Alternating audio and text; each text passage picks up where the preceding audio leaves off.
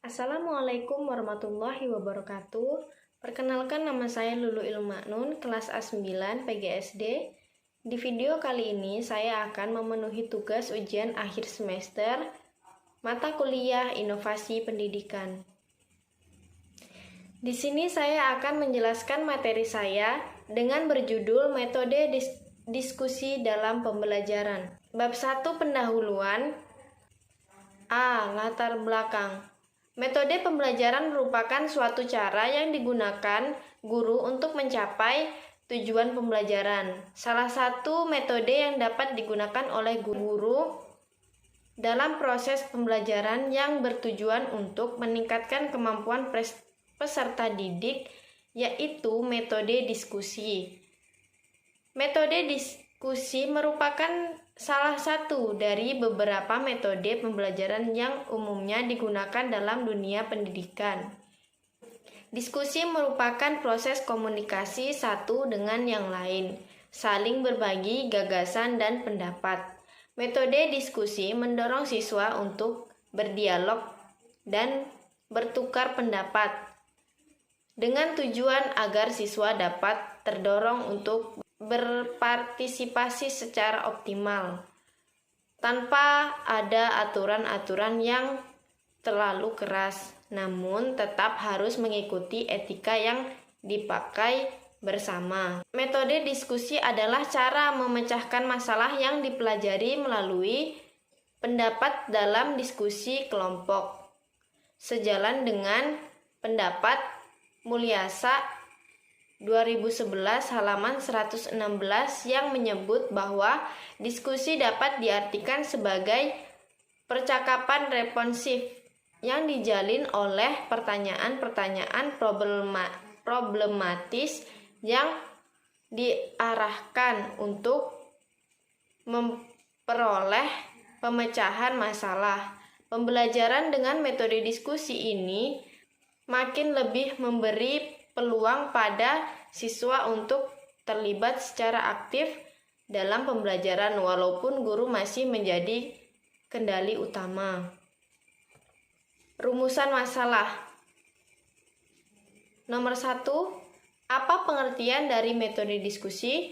Yang kedua, apa ciri-ciri metode diskusi? 3, bagaimana langkah-langkah pembelajaran metode diskusi? 4, apa saja manfaat pembelajaran metode diskusi? Yang kelima, bagaimana kekurangan dan kelebihan dari metode diskusi? C. Tujuan. Untuk mengetahui apa itu metode diskusi. Yang kedua, untuk mengetahui ciri-ciri pembelajaran metode diskusi. 3. Untuk mengetahui langkah-langkah pembelajaran metode diskusi. 4. Untuk mengetahui manfaat dari metode diskusi. 5. Untuk mengetahui kekurangan dan kelebihan dari metode diskusi. Bab 2, pembahasan. A. Pengertian metode diskusi. Menurut Jamarah 2006 halaman 87, metode diskusi adalah cara penyajian pembelajaran di mana siswa-siswa diharapkan kepada suatu masalah yang bisa berupa pernyataan atau pertanyaan yang bersifat problematis untuk dibahas dan dipecahkan bersama. Metode diskusi adalah metode pengajar yang sangat erat hubungannya dengan pembelajaran pemecahan masalah problem solving. Teknik diskusi adalah salah satu teknik belajar mengajar yang dilakukan seorang guru di sekolah.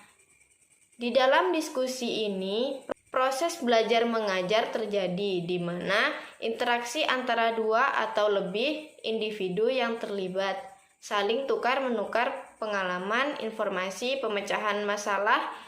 Dapat terjadi juga semuanya aktif, tidak ada yang aktif sebagai pendengar saja. Metode diskusi ialah menyajikan pelajaran di mana siswa dihadapkan kepada suatu masalah untuk dipecahkan bersama dalam bentuk kelompok dan juga dapat menyimpulkan hasil diskusinya. Ciri-ciri diskusi. Satu, terdiri dari beberapa orang, bisa lebih dari 2 orang. Yang kedua, ada permasalahannya yang sedang dicari solusi pemecahannya. Yang ketiga, ada yang menjadi pemimpin. Yang keempat, ada proses tukar pendapat atau informasi. Yang kelima, menghasilkan rumusan alternatif pemecahan masalah yang sedang dibahas. C. Langkah-langkah metode diskusi. Yang pertama, persiapan perencanaan diskusi. A. Tujuan diskusi harus jelas agar pengarahan diskusi lebih terjamin.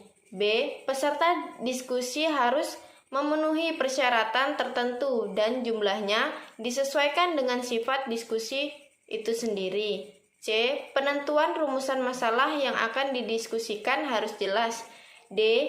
Waktu dan tempat itu sendiri harus tepat sehingga tidak akan berlarut-larut.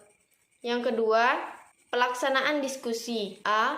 Membuat struktur kelompok seperti pimpinan, sekretaris, dan anggota. Yang B. Membagi tugas dalam diskusi. C. Merangsang peserta didik untuk berpartisipasi. D. Mencatat ide-ide atau saran yang penting. E. Menghargai setiap pendapat yang diajukan peserta. F. Menciptakan situasi yang menyenangkan. 3. Tindak lanjut diskusi. A. Membuat kesimpulan atau laporan diskusi. B. Membaca kembali hasilnya untuk diadakan koreksi seperlunya. C. Membuat penilaian terhadap pelaksanaan diskusi tersebut untuk dijadikan bahan. D. Manfaat dan tujuan metode diskusi. Berikut ini beberapa manfaat dalam berdiskusi, di antaranya. Yang pertama, melatih kemampuan berpikir setiap anggota atau peserta diskusi sehingga pikiran menjadi luas dan tidak terbatas. Yang kedua, menanamkan sikap demokrasi karena Anda akan terbiasa mengemukakan pendapat saat sedang berdiskusi. Yang ketiga, membiasakan sikap saling menghargai pendapat atau argumen yang muncul saat berdiskusi, membuat kita akan menghargai setiap pendapat atau pemikiran setiap orang yang berbeda-beda. Yang keempat, menambah ilmu, pengetahuan, dan pengalaman. Hal itu bisa dilihat dari bertambahnya wawasan kita dari hasil pemikiran dan topik-topik yang telah dibahas selama diskusi berlangsung. Yang kelima, mengasah kemampuan berpikir yang kreatif dan analitis karena otak dibiasakan untuk berpikir saat diskusi. Yang keenam, melatih kemampuan bicara di hadapan orang banyak saat kita mengemukakan pendapat di muka umum. Adapun tujuan diadakannya diskusi, diantaranya yaitu 1. Sebagai wadah penyelesaian masalah, sehingga dengan diadakannya diskusi masalah seberat apapun bisa dipecahkan dengan cara yang baik. Yang kedua, sebagai wadah yang tepat untuk menambah pengetahuan, menambah wawasan, serta ilmu yang didapat dari diskusi. Yang ketiga, diskusi juga dibuat agar para pesertanya belajar saling melontarkan dan menghargai setiap pendapat yang berbeda. Yang keempat, tujuan lain diadakannya diskusi yaitu agar para peserta diskusi bisa belajar etika saat diskusi sedang berlangsung. Yang kelima, melatih para anggotanya berbicara di depan umum agar lebih berani dalam bersuara tentang pemikiran dan pendapat pribadinya. Yang keenam, diskusi dianggap sebagai faktor pendukung dalam meningkatkan suatu tradisi yang intelektual. Yang ketujuh, sebagai wadah yang tepat dalam mengambil kesimpulan dan keputusan. 8.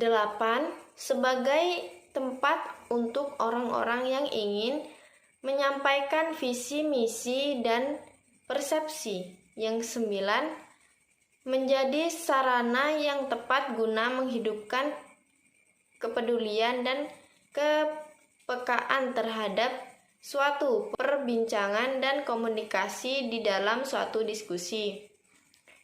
Kelemahan dan kelebihan metode diskusi. Yang pertama, kelemahan metode diskusi. A. Tidak dapat dipakai pada kelompok yang besar. B. Pembicara terkadang menyimpang sehingga memerlukan waktu yang panjang. C. Mungkin diskusi oleh orang-orang yang suka berbicara atau ingin menonjolkan diri. D. Peserta mendapat informasi yang terbatas. Kelebihan metode diskusi. A. Merangsang kreativitas siswa dalam bentuk ide, gagasan, prakarsa, dan terobosan baru dalam pemecahan suatu masalah. B. Mengembangkan sikap menghargai pendapat orang lain. C. Memperluas wawasan. D. Membina untuk terbiasa musyawarah untuk memperkuat dalam memecahkan masalah. Bab 3 penutup. A. Kesimpulan. Metode diskusi adalah suatu cara penyajian bahan pengajaran dengan guru memberikan kesempatan kepada siswa atau kelompok-kelompok untuk mengadakan perbincangan ilmiah guna mengumpulkan pendapat, membuat kesimpulan atau menyusun ke berbagai alternatif pemecahan suatu masalah. Yang kedua, kelemahan metode diskusi meliputi peserta diskusi mendapat informasi yang terbatas, dikuasai oleh anak-anak yang suka bicara, banyak waktu yang terpakai. Yang ketiga, kekuatan metode diskusi meliputi suasana kelas menjadi hidup, melatih berpikir kritis, dapat menaikkan prestasi kepribadian individual, merupakan latihan untuk memenuhi peraturan dan tata tertib yang berlaku dalam musyawarah. B. Saran.